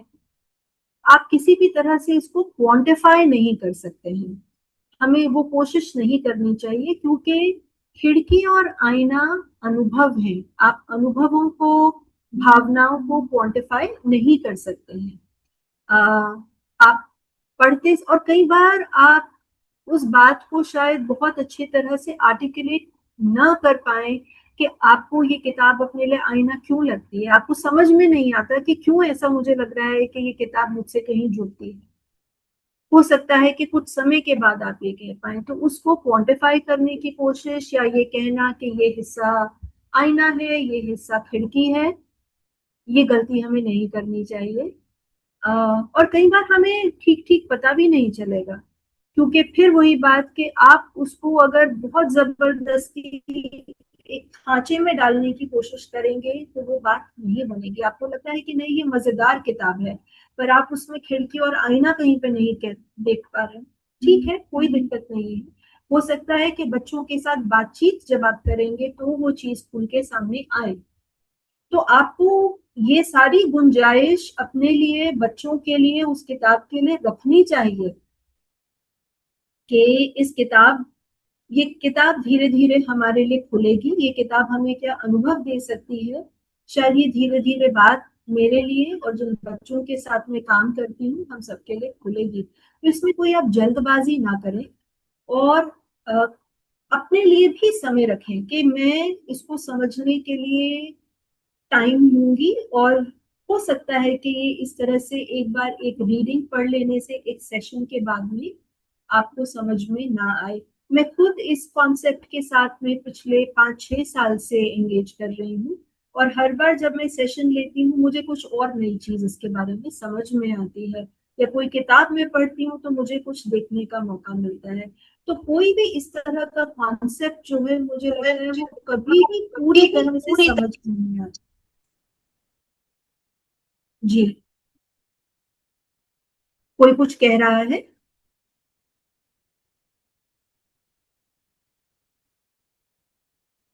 मैं आगे बढ़ूं क्या? सोनिका आप आगे बढ़िए। अब फिर हम सबके सवाल लेंगे। हमारे पास ठीक लगभग 15 मिनट हमें रखने होंगे सवालों के लिए। कुछ ठीक चैट है। पर भी आ रहे हैं तो हम वो इकट्ठे ले लेंगे। ठीक है। ठीक है। ठीक है। ठीक है, बस ये लगभग खत्म हो रहा है। हाँ, ये एक बहुत बहुत अहम बात है कि और ये जब मैं थीम के बारे में बात कर रही थी तभी मैंने बात कही कि आप किसी किताब का थीम को, या किसी ग्रुप को, या किसी वैल्यू को, किसी आइडिया को, किसी खास सोचने के तरीके को रिप्रेजेंट करती है।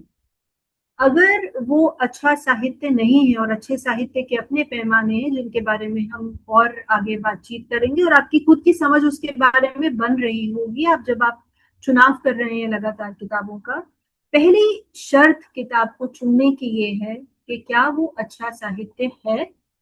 अगर वो नहीं है, और वो आपको लगता है कि नहीं उस ग्रुप को रिप्रेजेंट कर रहा है, जिस ग्रुप से, जिस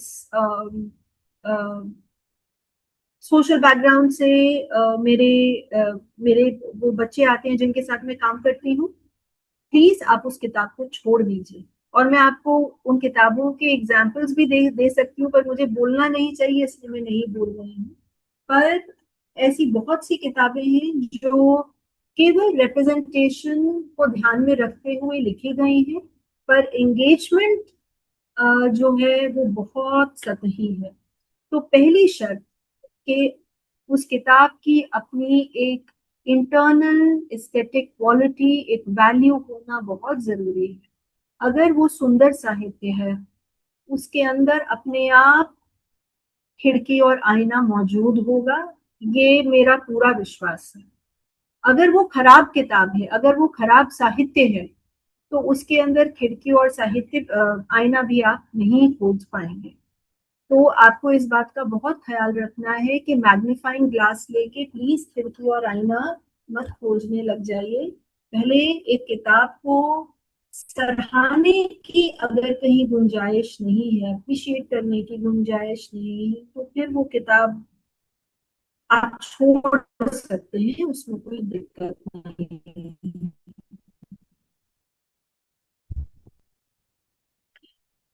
ये एक कोट है, ये फेमिलियर होगा बहुत सारे आप लोगों के लिए। चिमामांडा अदिची एक नाइजीरियन ऑथर हैं और एक फेमिनिस्ट ऑथर हैं। उनका बहुत सारा फिक्शन अवेलेबल है और बहुत अच्छा लिखती हैं।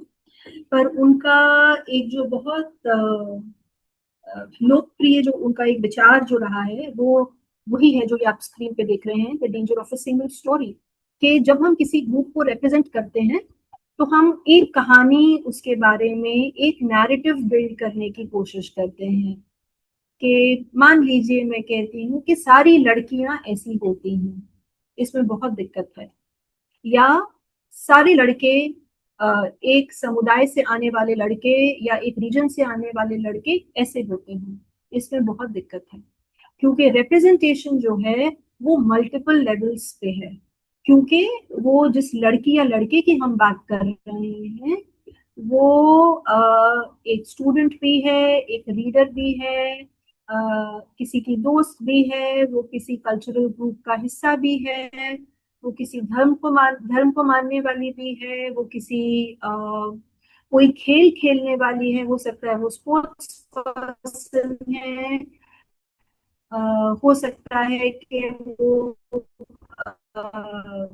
बुनाई करती है, हो सकता है उसको खाना पकाना बिल्कुल पसंद नहीं है।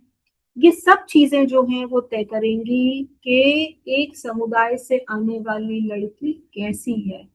तो ये एक narrative जब हम बिल्ड करते हैं कि इस समुदाय के लोग तो सारे ऐसे होते हैं, इस धर्म के सारे लोग ऐसे होते हैं, इसमें बहुत ज्यादा दिक्कत है।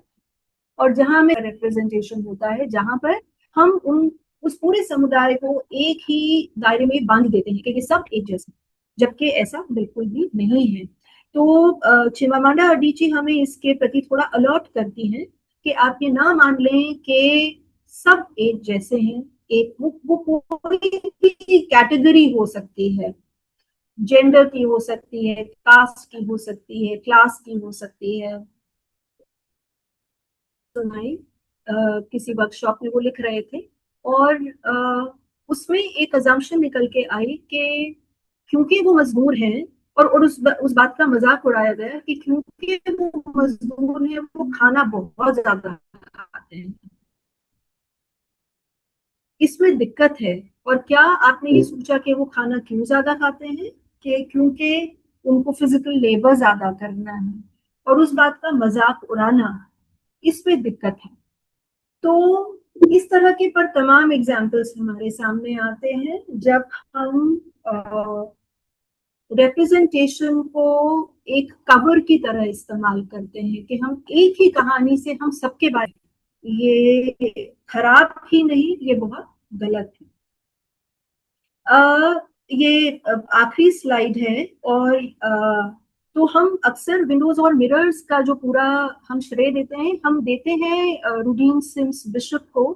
पर असल में अगर हम थोड़ा सा देखें, इसकी खोज करें, जो मैंने पिछले साल किया था, तो एक्चुअली आइडिया लगता है कि ली गाल्डा, एक सूजन ली गाल्डा, वो एक स्कॉलर रही। उन्होंने इस आइडिया को एक्चुअली अपनी पीएचडी डिसर्टेशन में डिस्कवर किया था। और ये उनके पीएचडी डिसर्टेशन में उन्होंने ये लिखा था is a story, a window through which we see the world, a mirror in which we see ourselves, or both. तो ये जो मेटाफर है, ये लगता है कि कहीं पर उन्होंने इस्तेमाल किया, और ली गार्डा ने इसके बारे में लिखा भी है, उन्होंने विंडोज और मिरर्स के बारे में लिखा है, और वो लगभग आसपास के ही पब्लिकेशंस हैं। ये 1990s में हमने बात करनी शुरू की है विंडोज और मिरर्स के मेटाफर को इस्तेमाल करते हुए। ये उनकी डिसर्टेशन थोड़ी और पहले थी, तो मुझे लगा हम इससे अंत कर सकते हैं। तो हाँ, मैं अपनी बात यहीं पे रोकती हूँ, हम अपने क्वेश्चंस ले सकते हैं। बहुत शुक्रिया सुनिका। कुछ सवाल हैं, आई थिंक मुझे लगता है अभी उनको ले लेना चाहिए। पहले तो सबसे पहले मुझे लगता है अपर्णा, अगर आप पूछ लें पहले अपना सवाल, फिर बाकी जो चैट पर सवाल हैं हम उनको 1 बाय 1 करके ले लेते हैं। हमारे पास अभी 15 मिनट का समय है आराम से। यस, बिल्कुल। शुक्रिया सोनिका जी, इतने अच्छी तरीके से आईना और खिड़की इस कंसेप्ट को रखने के लिए।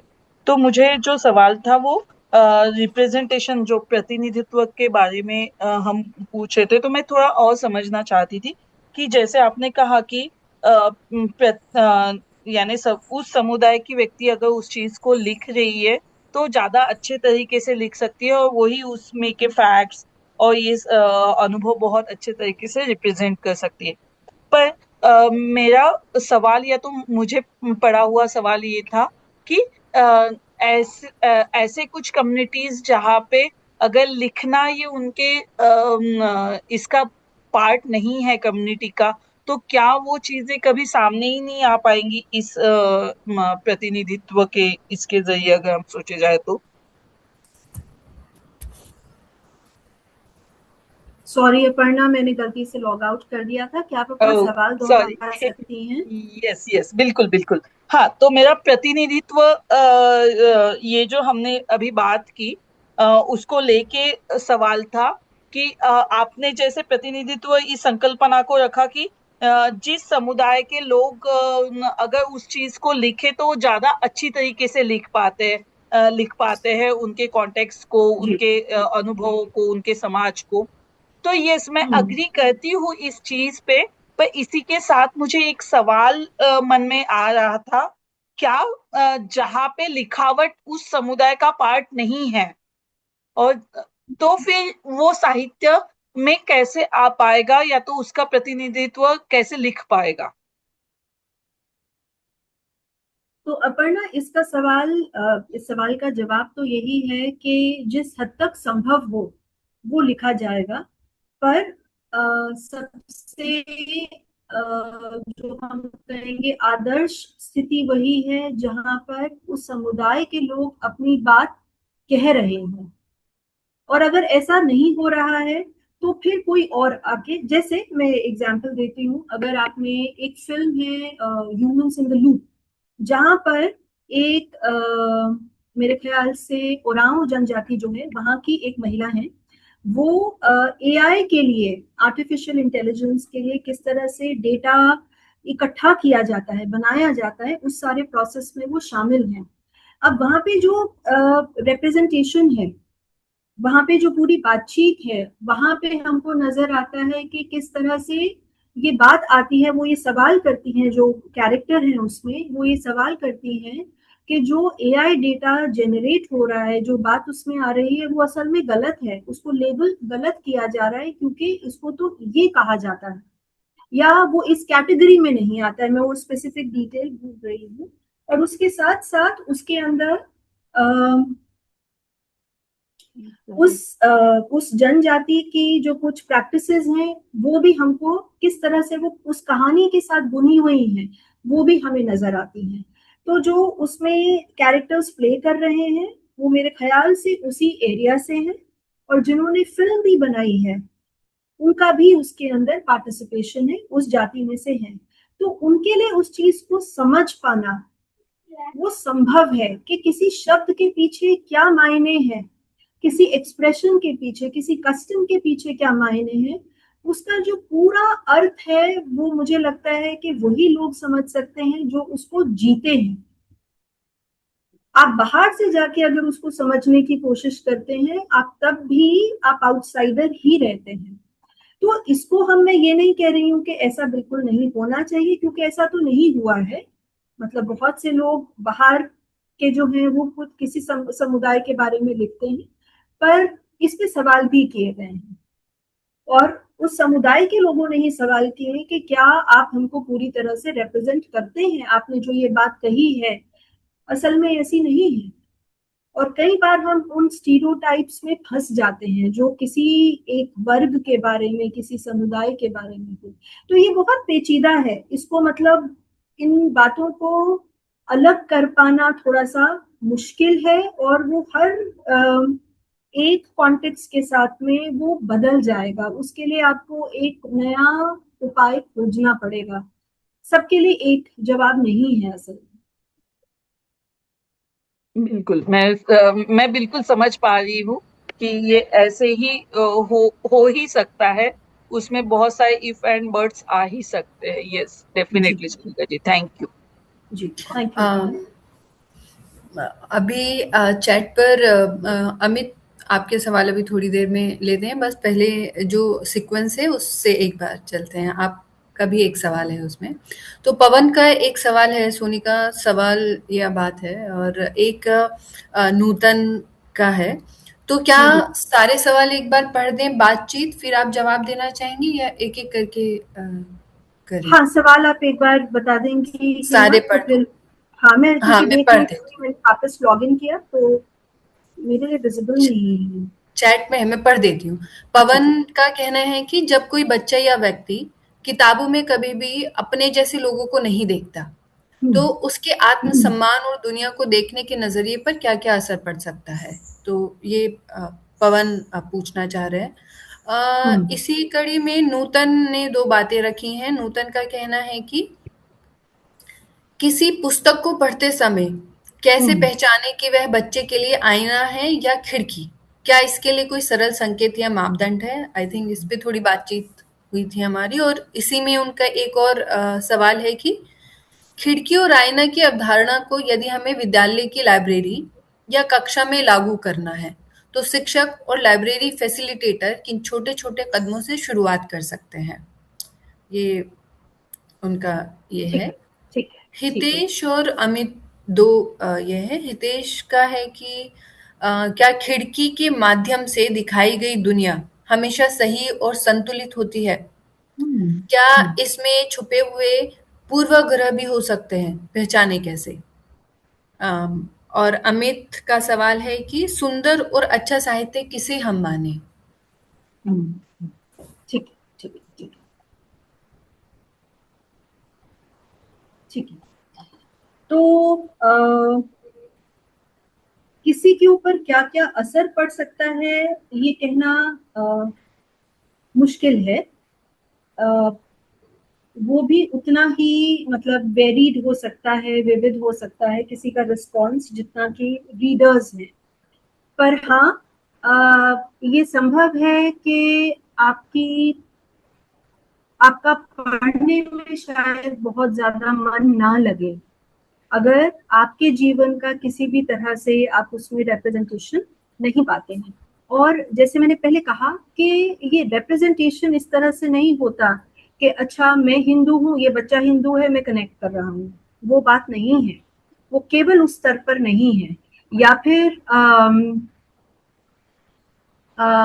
मैं एक बस्ती में रहती हूँ, ये बच्चा भी बस्ती में रहता है, तो मैं कनेक्ट कर रही हूँ, ये भी बात नहीं है। वो बहुत सारे अलग अलग, और मैंने कहा, इसलिए मैंने कहा कि वो अलग अलग स्तर हो सकते हैं जहां पर बच्चे कनेक्ट कर रहे हो।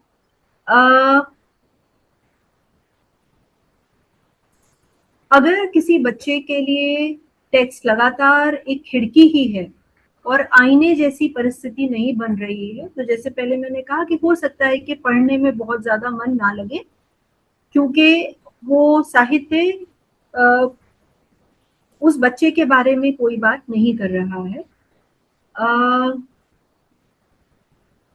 आत्मविश्वास की कमी मुझे नहीं पता कि उससे होगी कि नहीं, ये कहना फिर से मुश्किल है। पर एक टीचर के लिए मुझे संभव जो नजर आता है कि उस पे आप किस तरह की चर्चा करते हैं, जब आप उसको क्रिटिकली देखते हैं।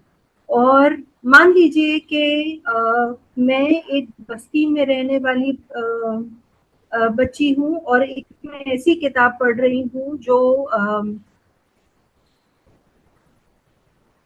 पूरी तरह से मिडिल, जो अक्सर रहता है कि एक मिडिल क्लास बैकग्राउंड के बारे में बात करती है, तो हो सकता है कि मेरे पास कोई जगह नहीं है जहाँ पे मैं उस जीवन के साथ में कनेक्ट कर पाऊँ। पर जब मेरी बातचीत होती है टीचर के साथ में, हो सकता है टीचर या लाइब्रेरियन मेरे लिए वो खिड़कियां खोल सके, वो आईना मेरे सामने पेश कर सके, जहां पर मैं देख सकूं कि हाँ, मेरा जीवन इस तरह से तो इस बच्चे की तरह ही है।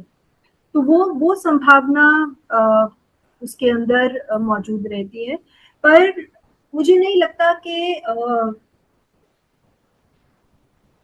असर क्या पड़ेगा, इसको हम किस तरह से देखें। असर यही होगा कि अपने आप को उसके अंदर ना पाना, आत्मविश्वास में नहीं कहूंगी, पर हाँ, कहीं पर ये बात कि क्या मेरा जीवन उस तरह से कहानी कहने लायक नहीं है या शामिल करने लायक नहीं है, वो बात जरूर वहां पर बनती है। और पढ़ने में मजा तभी आता है जब आईना और खिड़की दोनों मौजूद हों। तो पढ़ने का जो मजा है वो वहां पर कम हो सकता है बच्चे के लिए। तो ये, और जो आपने जो शब्द यहाँ पे जो इससे पहले कि आपको एक तरह का वैलिडेशन मिलता है और साहित्य में हम खुद को खोज रहे होते हैं, तो अगर हम मौजूद ही नहीं है उसके अंदर, तो फिर हमें लगेगा कि ये मेरे बारे में नहीं है।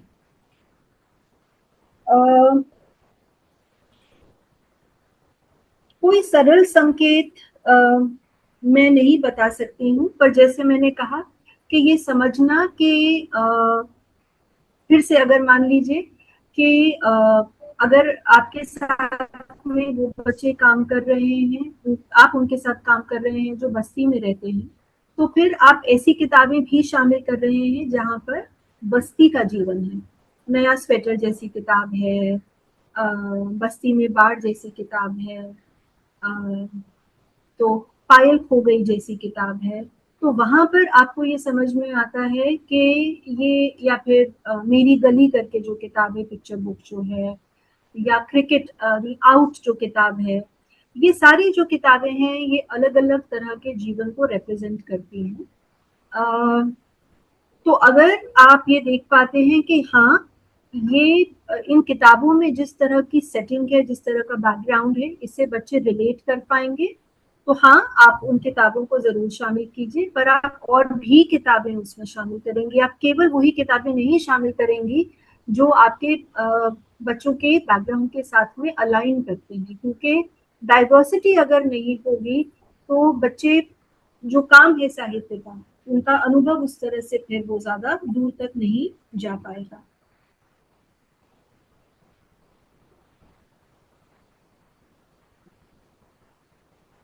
लाइब्रेरी में क्या कर सकते हैं, छोटे छोटे कदम जो पूछा गया है, उसका जवाब भी यही है। मतलब आप यही कर सकते हैं कि आप सबसे पहले बहुत सा साहित्य खुद पढ़ें।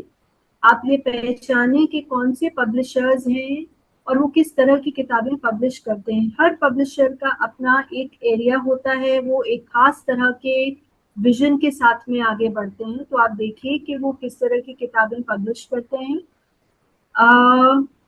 आपका जो पूरा कलेक्शन है, जो आप मान लीजिए अगर आपको 50 किताबें खरीदनी है, उसमें किस तरह की रेंज है, क्योंकि अगर हम केवल खिड़की और आईना का इस्तेमाल कर रहे हैं एक लेंस की तरह, तो दिक्कत है।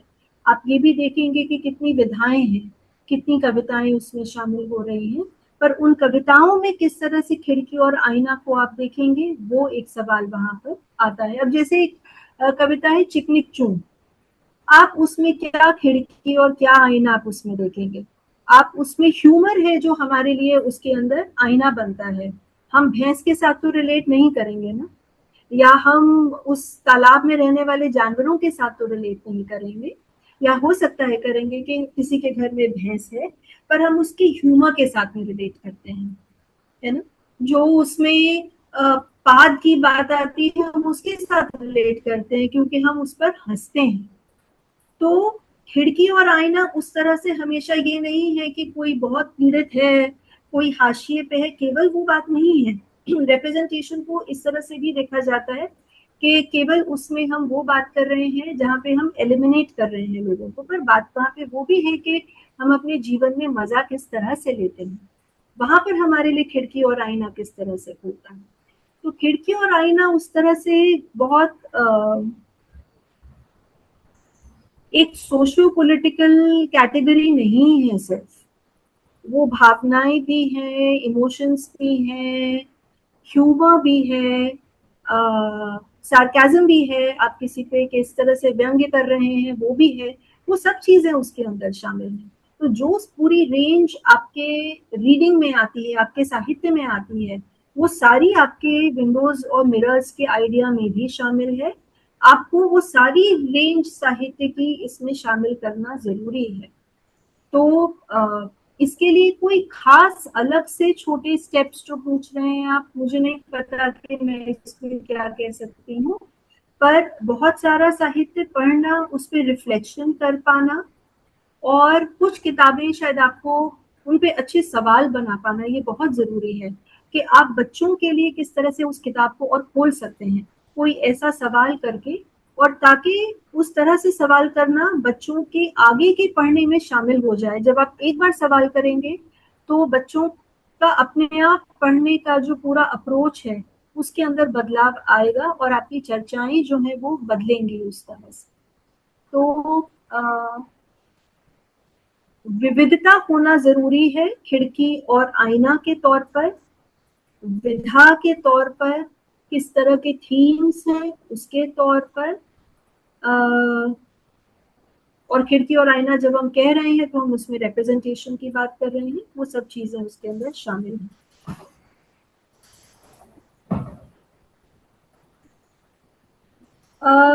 अच्छा, खिड़की के माध्यम से जो हमेशा हमें मिलता है वो ठीक हो, नहीं, ऐसा बिल्कुल भी नहीं है। और मिरर के जरिए भी जो हमको मिलता हो वो भी जरूरी नहीं है कि वो बात बिल्कुल, स्टीरियोटाइप्स हो सकते हैं, बिल्कुल वो हो सकते हैं, और आप उन पर सवाल कर सकते हैं। और वहीं पे अच्छे साहित्य का जो क्राइटेरियन है वो आ जाता है कि जो अच्छा साहित्य है वो आपके लिए एक ज्यादा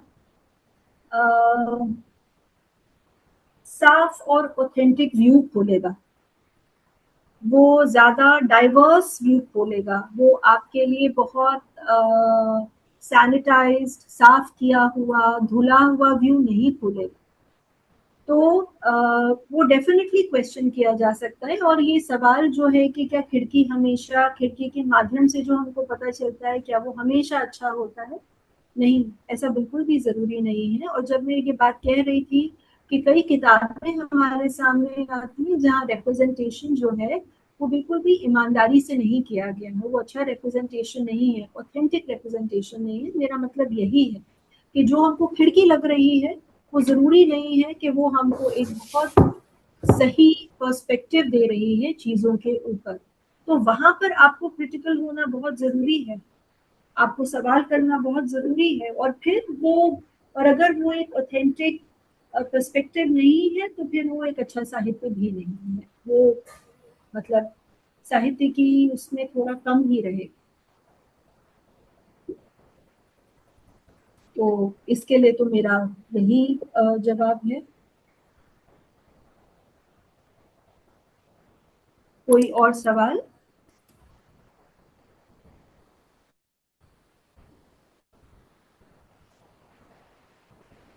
हेलो। जी, हाय सोनिका। हाय हाय अमित। और बढ़ सकते हैं, और आई होप सबने हाँ, यस यस अमित। काफ़ी अच्छा सत्र था। थैंक तो यू। मुझे लगा एक उदाहरण शायद मैं जोड़ पाऊँ इस सत्र से। तो जैसे आप बता रही थी कि बिल्कुल जो खिड़की आईना है, काफ़ी एक व्यापक तरीके से अलग अलग दृष्टिकोणों को, चीज़ों को हम जोड़ते हैं या देखते हैं। तो मुझे लगता है कि उस दृष्टिकोण में जैसे आपने भी कहा था कि एक मौके बनाना और प्रतिनिधित्व की बात करना और वो जगह देना बहुत ज़रूरी है, उसी में मैं एक उदाहरण शायद जोड़ पाऊँ।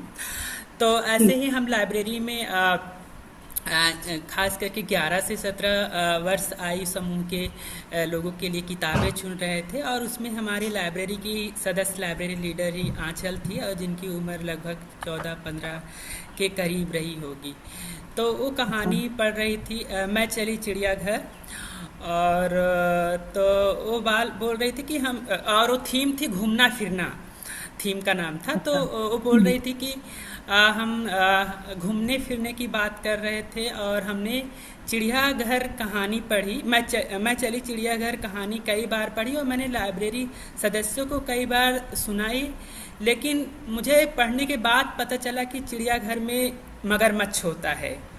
और मैं ये भी सोच रही हूँ कि चिड़ियाघर में मगरमच्छ होता है, लेकिन चिड़ियाघर में तो सारे जानवर होते हैं, क्यों इसका नाम चिड़ियाघर रखा गया है? तो मुझे लगता है कि ऐसे सवालों में खिड़की मिरर किस तरीके से काम करता है, वहाँ पे किस तरीके से हम मौके भी बना रहे हैं, किस तरीके के सवालों का जवाब दे रहे हैं या उत्तर दे रहे हैं। तो मैंने उसको बोला कि मुझे एक दिन का समय तो फिर हम बात करेंगे। तो इस तरीके से कि कैसे खिड़की आईना कहाँ काम करता है और हम वहाँ पे क्या बता रहे हैं, ये भी बहुत ज़रूरी होता है।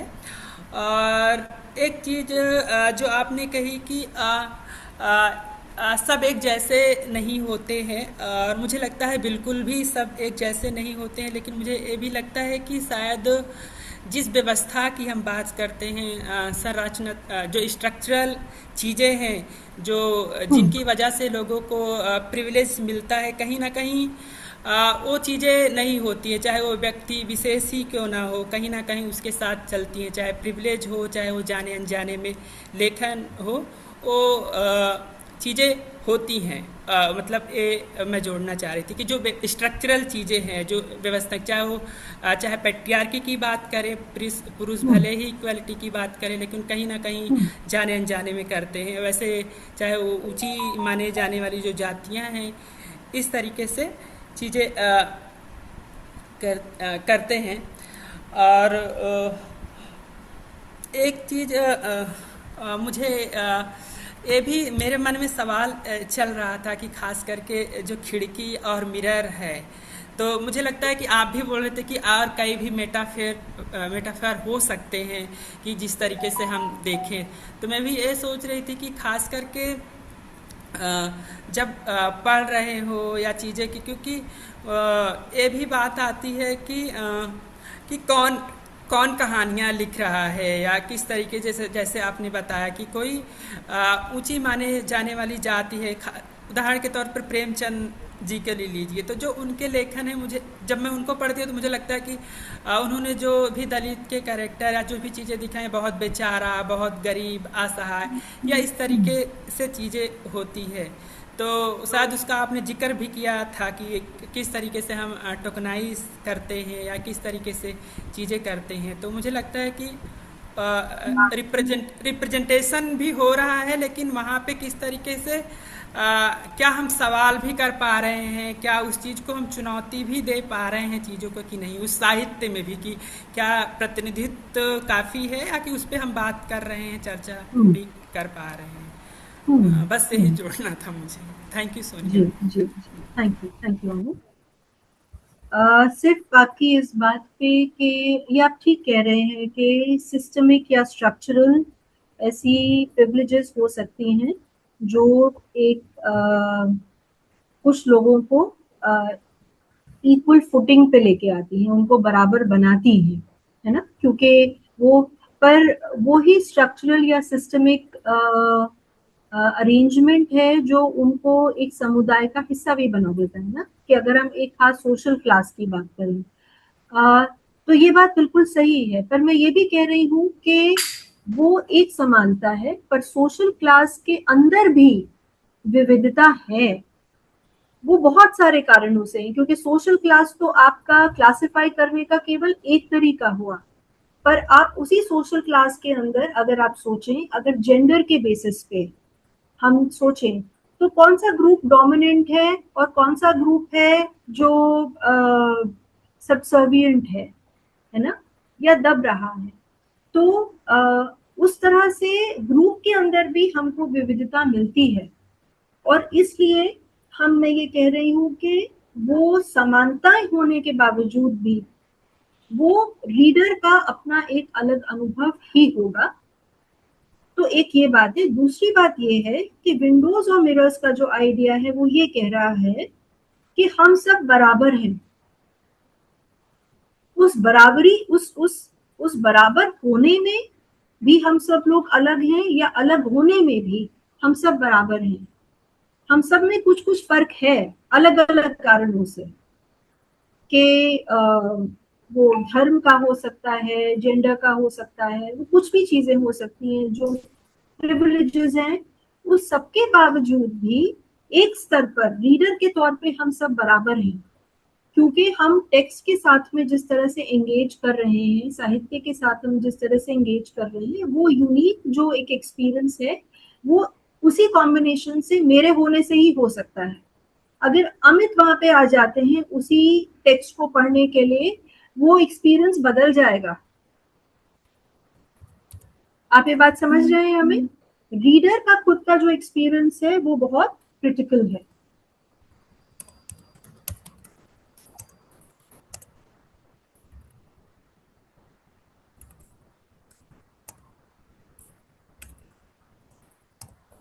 और सवाल है ना?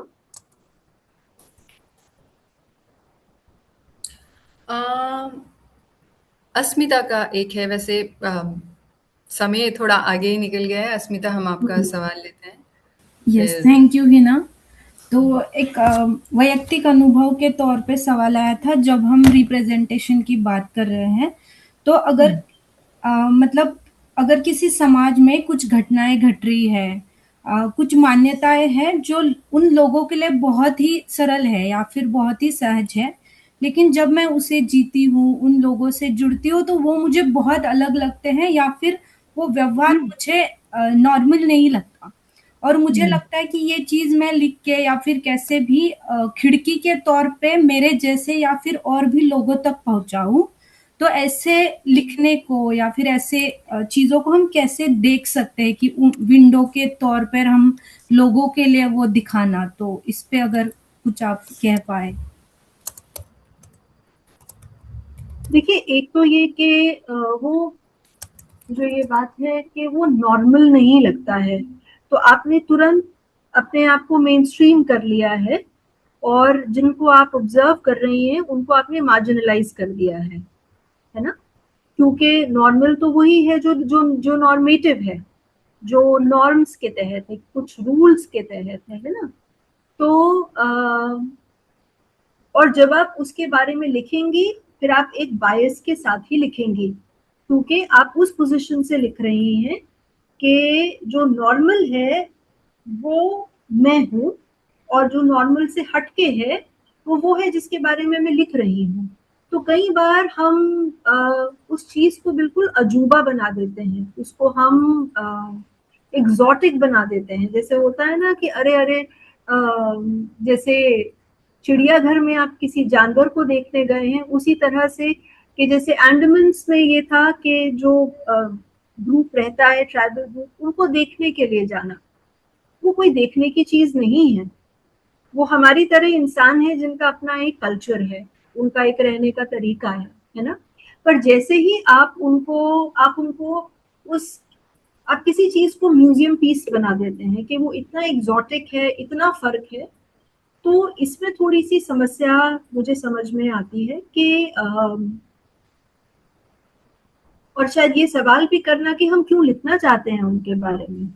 जैसे हमने कुछ भी ऐसा ऑब्जर्व किया, हम किस तरह से लिखना चाहते हैं, क्या हम इस तरह से लिखना चाहते हैं, ये मानते हुए कि मेरे अनुभव के लिए ये बिल्कुल नई चीज थी, और ये समझने की जरूरत है कि इस तरह के रिचुअल्स या कस्टम्स किस तरह से एक तरह के लाइफस्टाइल में, जीवन शैली में बुनते हैं, और उनका क्या महत्व है। वो एक तरीका हुआ। दूसरा हुआ कि उसको हम बहुत ज्यादा एग्जॉटिक बना दें, उसको हम एक बिल्कुल एक ऐसी चीज बना दें जो, जैसे पहले मैंने कहा कि एक अजूबा है। और ये सवाल करना कि हम क्यों लिखना चाहते हैं, क्या हमारे पास कहने के लिए कहानी है, या हम इसलिए लिखना चाहते हैं कि ओ ये तो बहुत ही अलग है इसलिए हम इसके बारे में लिखना चाहते हैं। तो मुझे लगता है क्योंकि लिखने के लिए आपके पास में एक लेखक की नजर होना भी जरूरी है। केवल किसी चीज का, किसी अनुभव का अलग होना अपने आप में काफी नहीं है।